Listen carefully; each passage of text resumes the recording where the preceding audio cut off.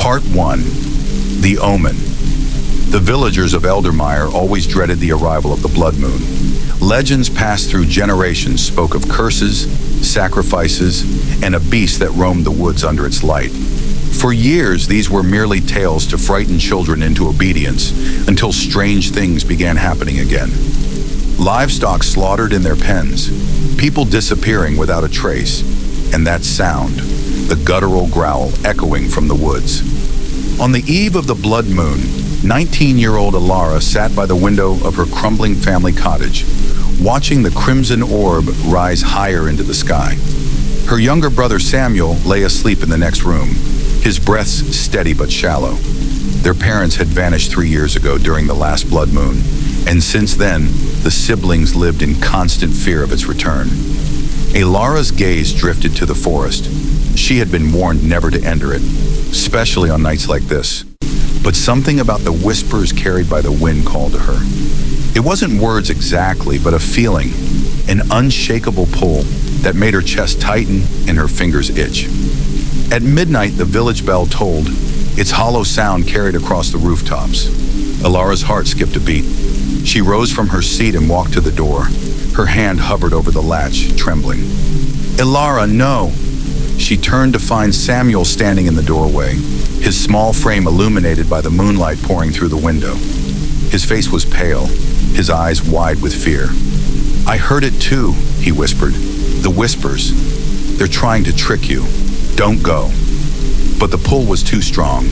Elara's instincts told her she had to go, not for curiosity, but for answers. What had taken their parents? What haunted their village under the blood moon's glow? Before Samuel could stop her, she slipped out the door, the whispers growing louder with every step she took toward the forest. Part 2. The Forbidden Path. Elara had always imagined the forest as a dark and lifeless place, but under the blood moon, it felt alive, watching her, breathing with her. The air was thick and damp, the kind that clung to her skin and made it hard to breathe. Yet the whispers drew her deeper, guiding her down a path that didn't exist during the day.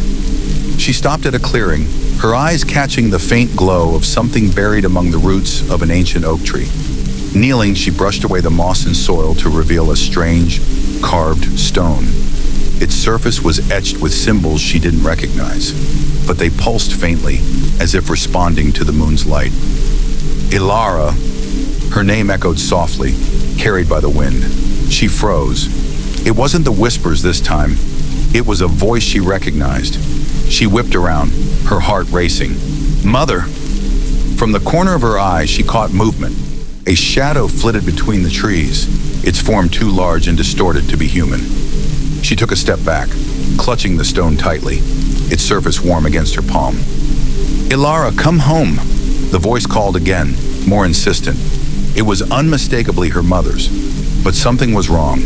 The tone was hollow, almost mechanical, as if mimicking a memory rather than speaking with genuine emotion.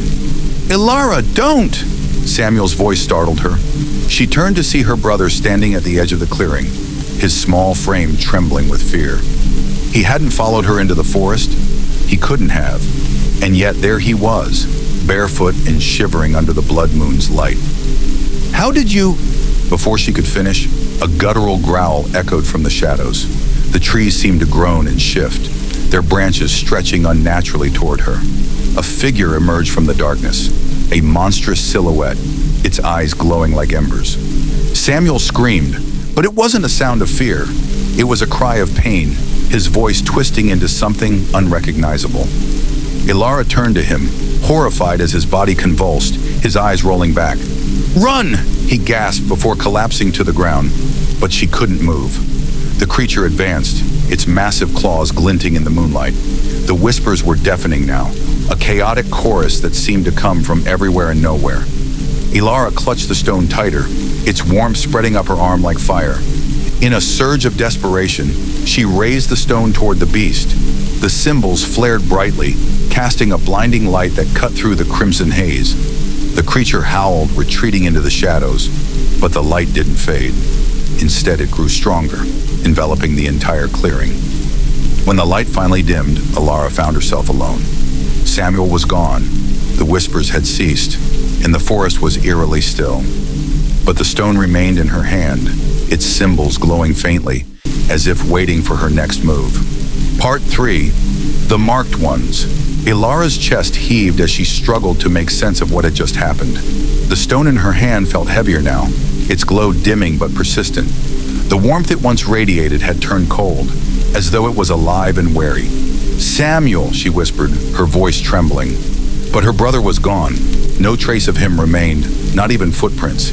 She turned in a circle, desperate for any sign, and that's when she saw them. Faint, glowing footprints that seemed to lead further into the forest. She hesitated.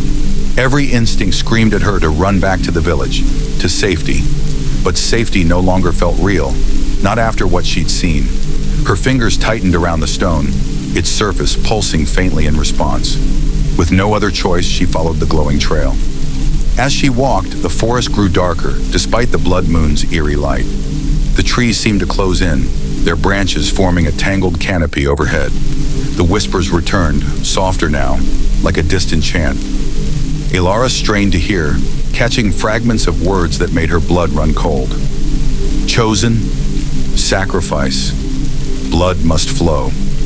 The trail ended abruptly at a massive, moss-covered altar, carved into the base of an ancient tree. The symbols on the stone in her hand matched those etched into the altar's surface. "Elara!" The voice startled her, low and rasping, as if carried by the very wind. She turned sharply, and her breath caught in her throat. Standing at the edge of the clearing were figures cloaked in shadow. Their forms were indistinct, their faces obscured, but their eyes burned with the same ember-like glow she had seen in the beast. "Who are you?" she demanded, her voice shaking. One figure stepped forward, its movements unnaturally smooth.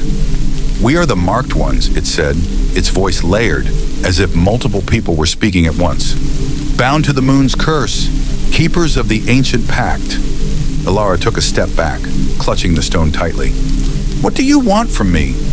The figure tilted its head, its burning gaze fixed on her. "The stone chooses its bearer. You hold the key to ending the curse, or binding it forever." Before she could respond, the ground beneath her feet trembled. The altar began to glow, its symbols flaring to life. The Marked Ones raised their arms in unison, chanting in a language she couldn't understand. "Elara, you must decide." The voice was different this time, familiar. It was Samuel's. She turned toward the sound, her heart racing. But instead of her brother, she saw a distorted reflection of him, his face twisted in pain, his eyes pleading. "Save me, Elara," he whispered, his voice breaking. "Don't let them take me." Tears streamed down her face as the weight of the decision pressed down on her. She could feel the stone's energy surging, as if it was alive, urging her to act. But how could she save Samuel without knowing what the Marked Ones truly wanted, or what the stone was capable of? "Elara, time is fleeting," the lead figure said, its voice cold and emotionless. "The blood moon demands its sacrifice." The altar's glow intensified, casting long shadows that danced around her. Elara looked at the stone, then at the reflection of her brother, and finally at the Marked Ones. Her choice would not only seal her fate, but the fate of everyone she loved. Part 4. The Blood Pact. Elara felt trapped between worlds, the Marked Ones advancing on one side, and the distorted image of her brother on the other. The whispers, once faint and distant, now roared in her ears like a storm. "Save me, Elara," Samuel's voice pleaded again. But there was something wrong, something hollow in his words. "What do you mean? The blood moon demands its sacrifice," she shouted at the Marked Ones, her voice breaking. "What does it want?" The lead figure stepped closer, its form towering over her, despite being shrouded in shadow. "The blood moon binds us all," it intoned. "It hungers for life, for purity. Your brother is chosen, but you hold the stone. Only you can decide." Elara's grip on the stone tightened. The warmth it once offered was now a searing heat, almost unbearable. She glanced at Samuel, or whatever he had become. His body flickered like a dying flame, his form wavering in and out of reality.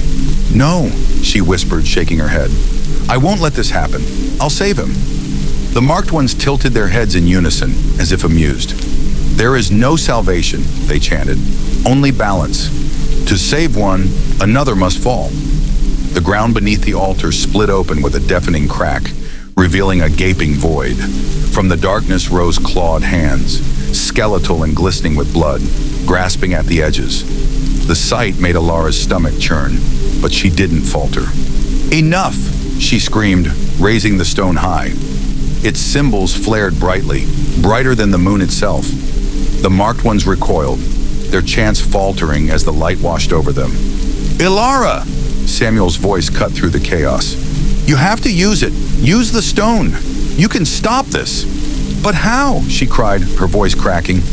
"Blood binds the curse," the lead figure hissed, its ember eyes blazing. "And blood breaks it. Your blood. His blood. Choose."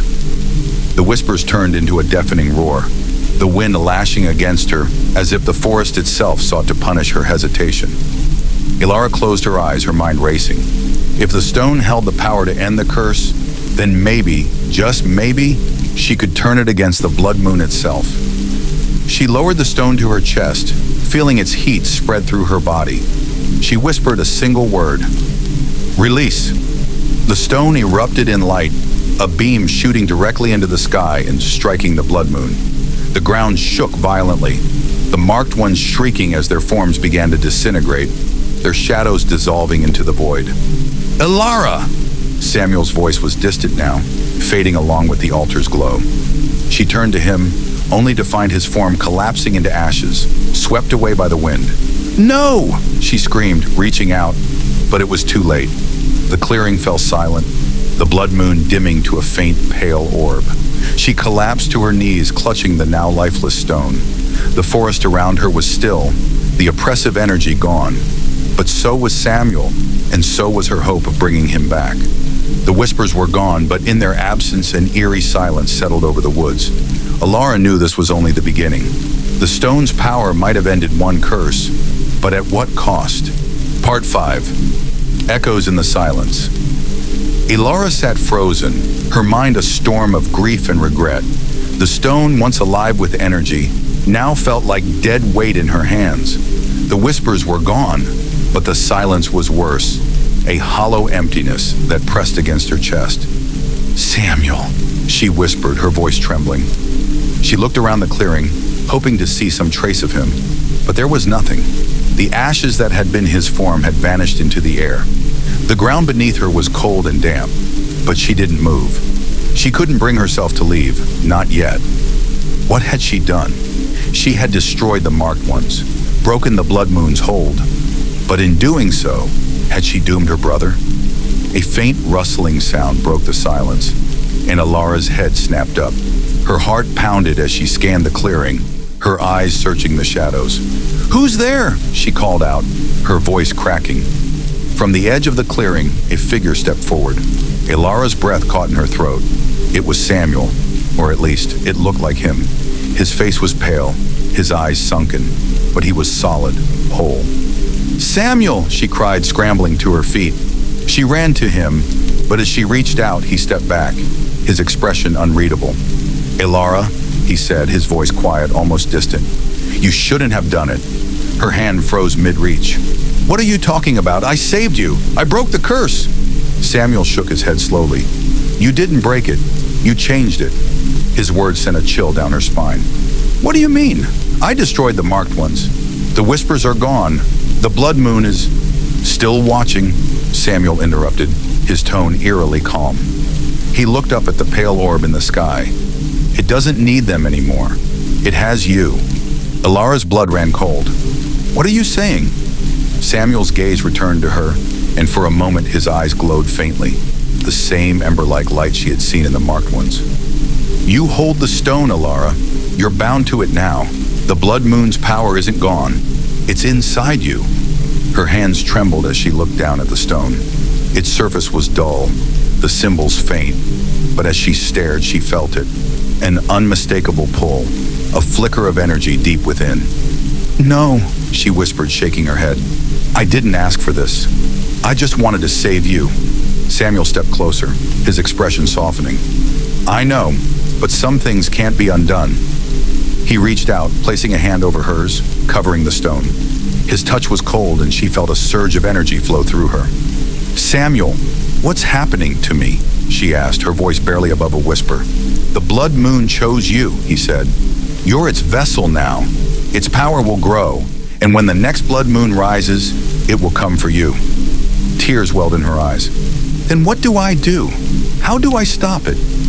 Samuel's face twisted with sadness. "You can't stop it, Elara, but you can prepare.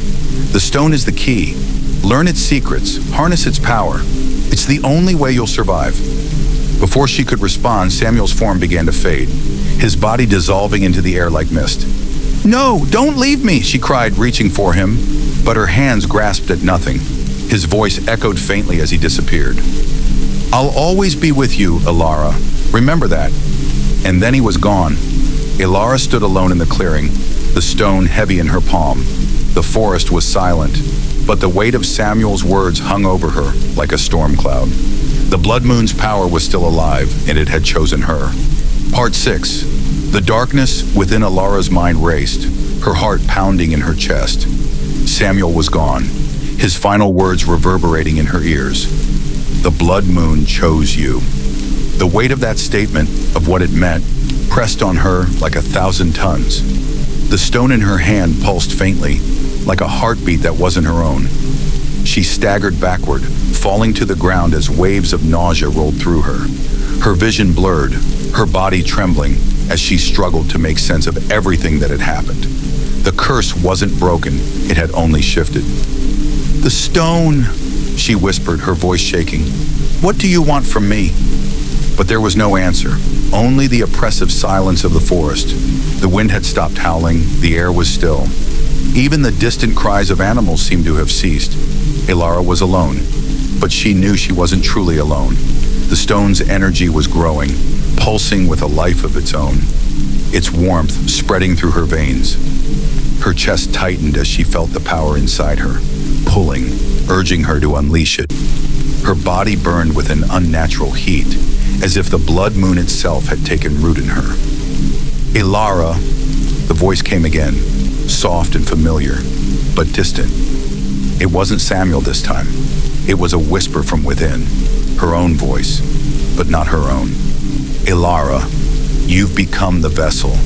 You are the chosen one. The moon calls you to its throne." Her breathing quickened.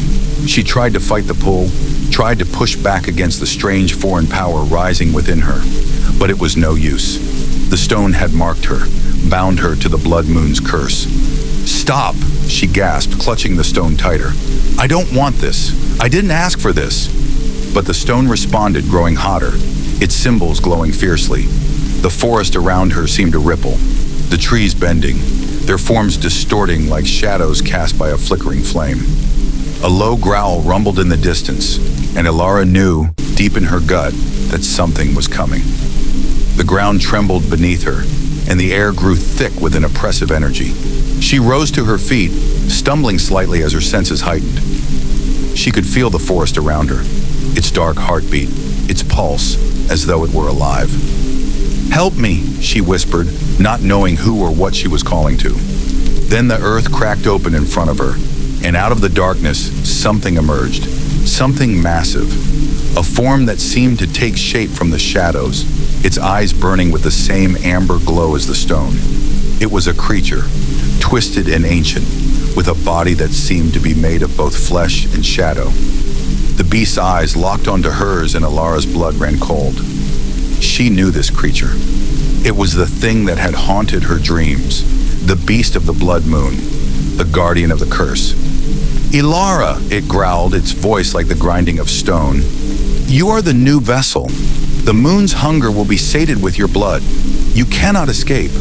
Elara's heart pounded in her chest, her fingers tightening around the stone. She couldn't run. The beast was too powerful, too close. But there was one thing she could do. Summoning every ounce of strength, she raised the stone toward the beast. The symbols flared to life, shining brighter than the blood moon itself. The creature recoiled, its claws raking at the ground in fury. The stone's light grew, growing so bright that the entire clearing was bathed in its radiance. The beast howled, its form shifting, distorting, as if the light was burning it. "Elara!" it screamed. "You cannot control it. You cannot control the blood moon." But Elara didn't hear it anymore. The power coursing through her was overwhelming, and all she could feel was the stone's call, its demand for sacrifice, its promise of power. For a fleeting moment, she felt free. Free from the curse, free from the whispers, free from the fear. But that freedom was short-lived. The stone was no longer just a tool. It had become a part of her, and its power came with a price. The beast collapsed, its form dissolving into the air as the light consumed it. But as it faded, Elara collapsed to her knees, gasping for breath. Her vision blurred, and the last thing she saw before losing consciousness was the pale, ghostly form of Samuel, standing in the shadows, watching her. Part 7. The Awakening. Elara's mind swirled in darkness. Pain, confusion, fear. She could feel the stone, its energy coursing through her veins like wildfire. But everything else was a blur. She struggled to breathe, her chest tight, her heart racing. What had she done? What had the blood moon done to her? Her eyes fluttered open, and for a moment she thought she was still dreaming. The forest around her looked the same, yet everything felt wrong. The air was thick with an oppressive weight, and the trees seemed to loom closer than before. The stone, which had once been cold and lifeless, now pulsed with an eerie warmth beside her. She reached for it, her fingers trembling. The moment her skin made contact with its surface, a jolt of energy shot through her, snapping her fully awake. Elara! Her name echoed through the trees, but there was no one in sight. She rose to her feet, her body trembling from the strain of the power surging within her. "Samuel?" she called, her voice hoarse. But there was no answer. The forest remained silent, save for the occasional rustle of leaves. Yet she knew deep down that she was no longer alone. The stone pulsed again, this time more forcefully, and her vision blurred once more. She staggered, fighting the wave of dizziness that threatened to pull her under. She could hear whispers now, faint and distant, calling her name. They were the same whispers she had heard before, the voices of the marked ones. "Elara!" She spun around, but the clearing was empty. The whispers seemed to be all around her, coming from the trees, from the earth beneath her feet. Her breath quickened as she realized the truth. The curse hadn't just claimed her, it had taken root in the very fabric of the world around her. The blood moon's power was alive, and it was growing.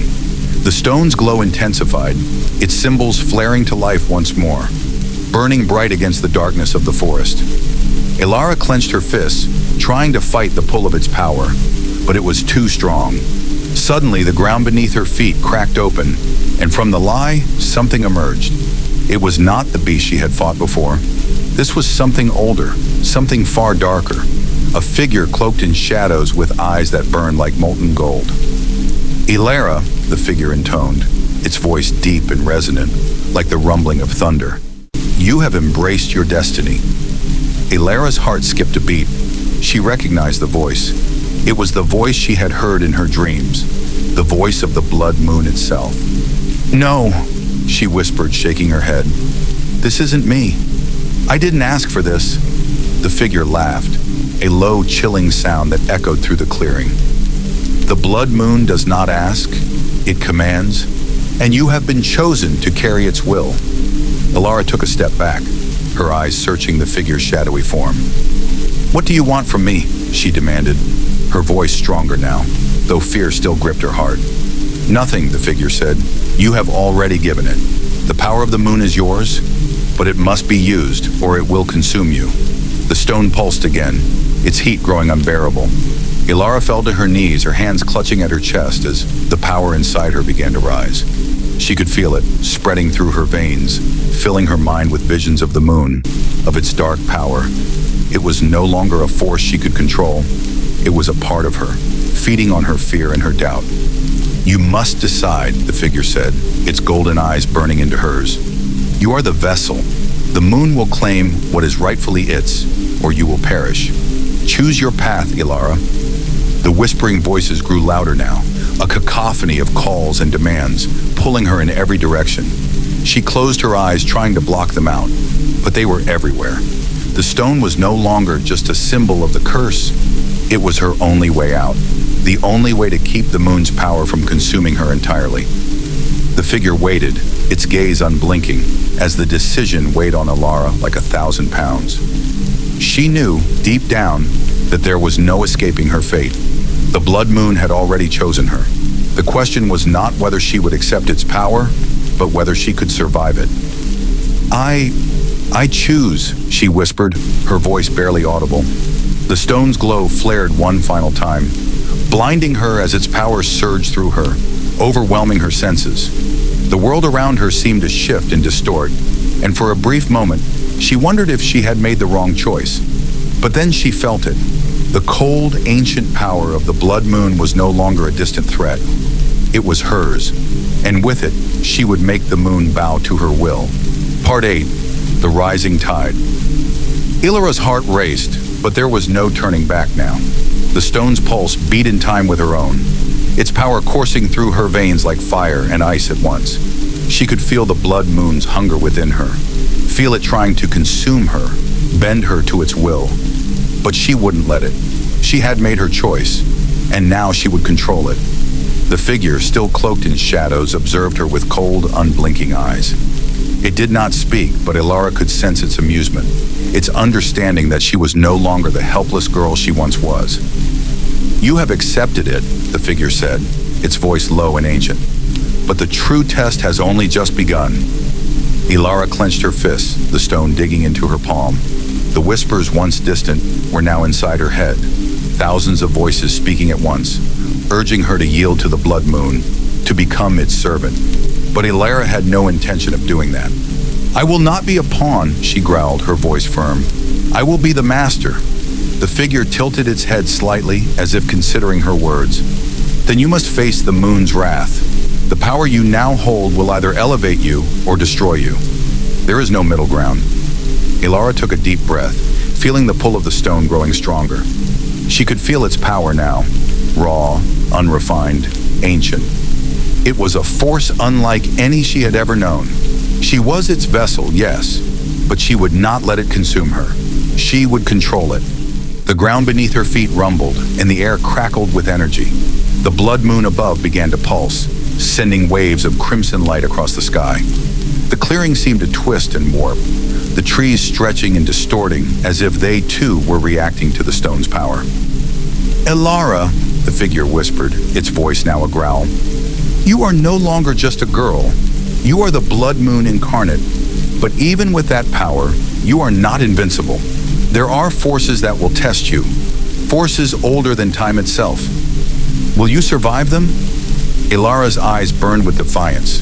She could feel the darkness pushing against her, trying to drag her into its depths. But she stood firm, her feet planted in the earth, her hands steady around the stone. She would not let the blood moon break her. "I am the blood moon's chosen," she said, her voice echoing in the stillness of the forest. "But I will not be its slave. I will use its power to free myself." The figure's golden eyes gleamed. "Very well. But know this, Elara. The blood moon's wrath is not easily controlled. You may think you can bend it to your will, but the true test of your strength will come when you face those who are bound to it, those who walk in the shadows.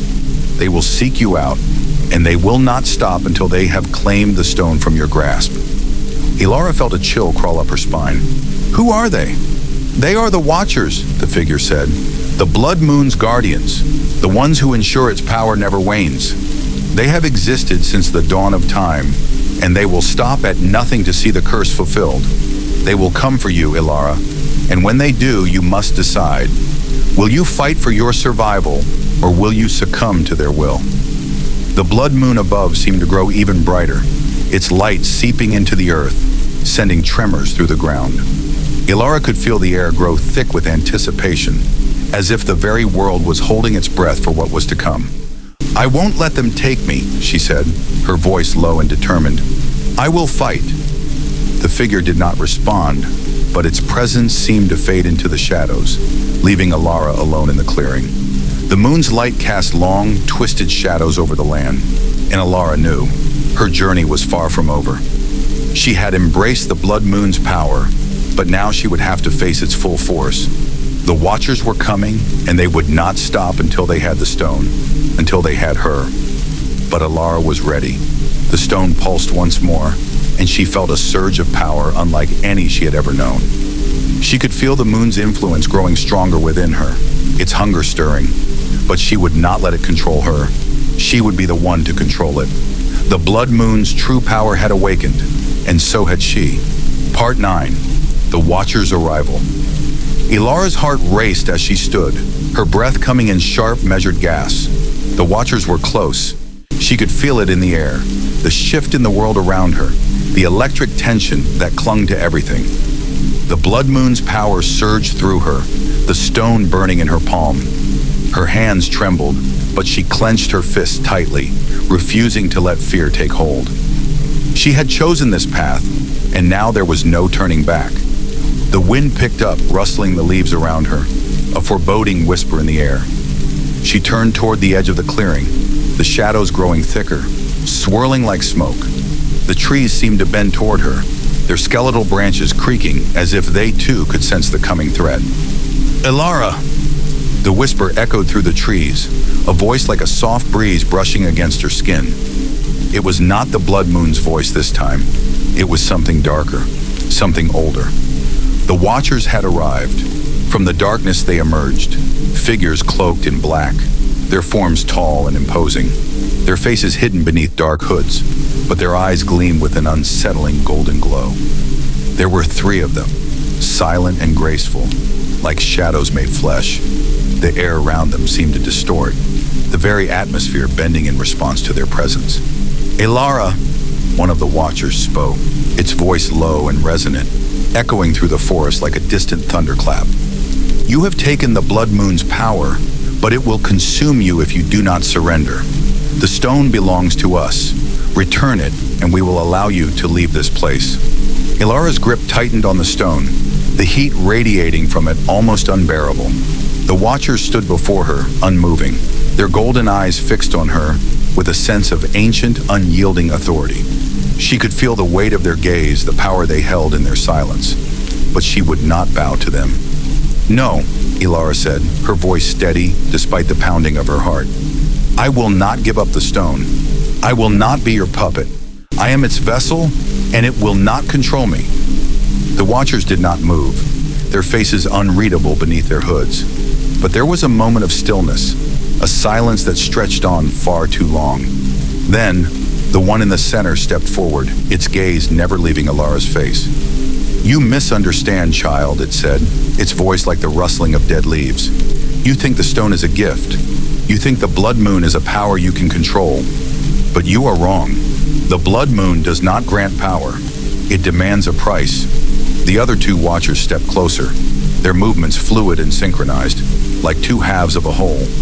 The air around Elara grew colder, the temperature dropping as if the very essence of the forest was rejecting her presence. The stone burned hotter in her hand, the symbols glowing fiercely. She could feel the moon's pull growing stronger, the weight of its power pressing against her chest. It was more than she could bear. "Leave," she commanded, but her voice wavered under the strain of the stone's energy. "I will not be your prisoner."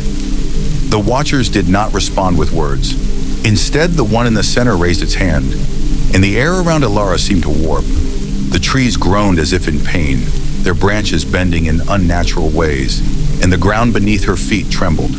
The stone's light flared, pushing back against the darkness that surrounded her. "Elara, do not resist," the Watcher intoned. "You cannot fight the inevitable.